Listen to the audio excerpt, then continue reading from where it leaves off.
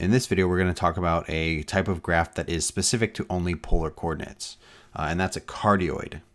Cardioids have these general equations: r equals a plus or minus a cosine of theta. It's either going to be positive or negative. And then r equals a plus or minus a sine of theta.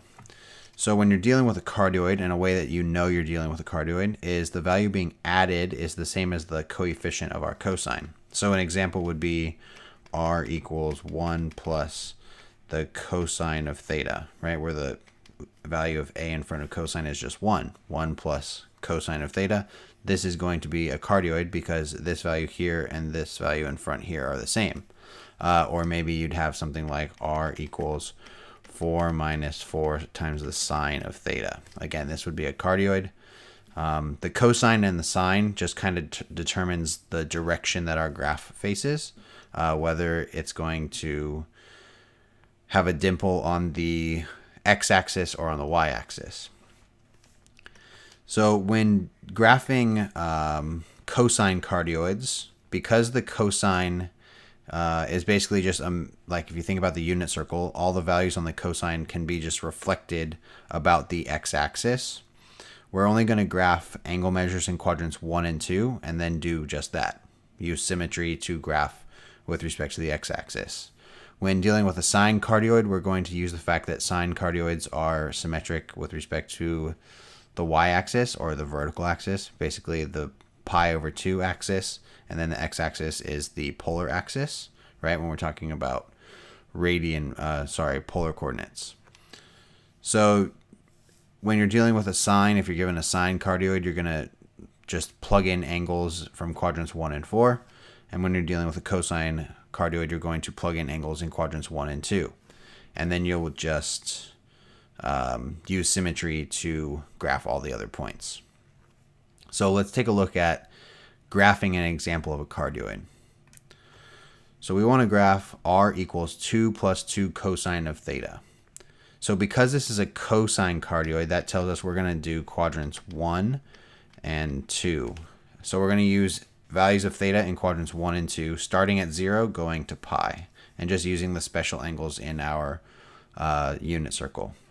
So 0, pi over 6, pi over 4, pi over 3, pi over 2, 2 pi over 3, 3 pi over 4, 5 pi over 6, and pi. So now what we're going to do is take these measures of theta and plug them into this equation to evaluate them. So just start plugging in all these values in for theta into your equation, and we're going to get r values, and we're just basically getting an ordered pair. So let's do that now.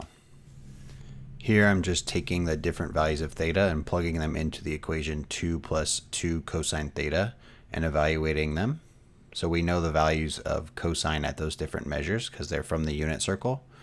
And then we just plug in and solve these equations, simplify, and we get the values of r that we're going to be using to plug in. Now that we have all of our values of r, we can just plot these points. So we know how to plot in polar coordinates. Go to the angle measure, go out the value of r, and plot your points. So let's go ahead and do that on this graph. I'm just going to use each line as a radius length of 1. So when theta is 0, the r value is 4. So go out 1, 2, 3, 4 in the positive direction. At pi over 6, it's 3.7. So here's 3, a little more than halfway, 3.7. At pi over 4, it's 3.4, so a little less than halfway. At pi over 3, it's 3. At pi over 2, it's 2. At 2 pi over 3, it's 1. At 3 pi over 4, it's 0.6, so a little more than halfway.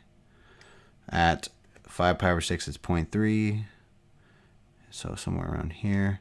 And then at pi, so pi radians, it's 0. We don't go out any. We're going to just be on the pole. So you can see it kind of spirals like this, but we're going to use symmetry and reflect this about the x-axis. So down here at 11 pi over 6, it's going to have the same value that it does at pi over 6. So we're just going to use symmetry to reflect these points. So we'll be here at 3.7, 3.4, 3, 2, 1, 0.6, and 0.3. So now we have all of our points, and we can just sketch our curve here. So connect them all and sketch your curve. So we get something like, whoops, something like this.